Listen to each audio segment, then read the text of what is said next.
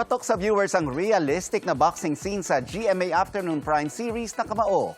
Ibinahagi ng mga bida sa serye ang challenges sa pagganap sa kanilang mga role.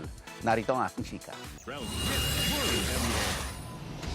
Mas tumitindi na ang mga laban sa pag-angat ng ranggo ni Makmak Batong Bakal played by Anton Vinson sa boxing serye na Kamao. Umaani ang pagganap ni Anton bilang isang batang boksingero dahil na rin sa makatotohanang laban na ipinapakita niya sa ring. Kasi hindi maniniwala yung mga tao. Yung kung fake. Sasabihin ng mga comments ay hindi naman nalalapat yung mga suntok.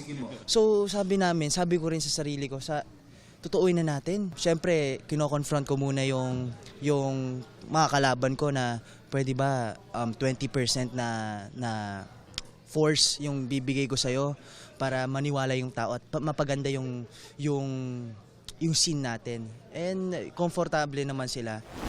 Ang nakakatunggali niya ngayon sa ring, si Joel Castillo, na ginagampanan ng kapuso actor na si Jay Ortega.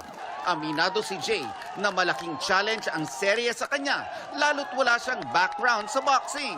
Actually, hindi ko siya na-expect na ganong level siya na nakakapagod kasi pag titignan mo, di ba, parang ang dali lang tignan pero pag ginagawa mo pala ng actual, mahirap pala siya.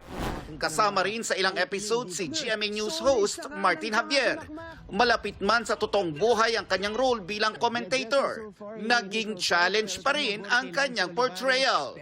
Ibang klaseng opportunity siya. Nakikita ko, iba pala talaga pag sa set, iba yung atmosphere, iba yung environment. So ako, chine-cherish ko lang yung opportunity.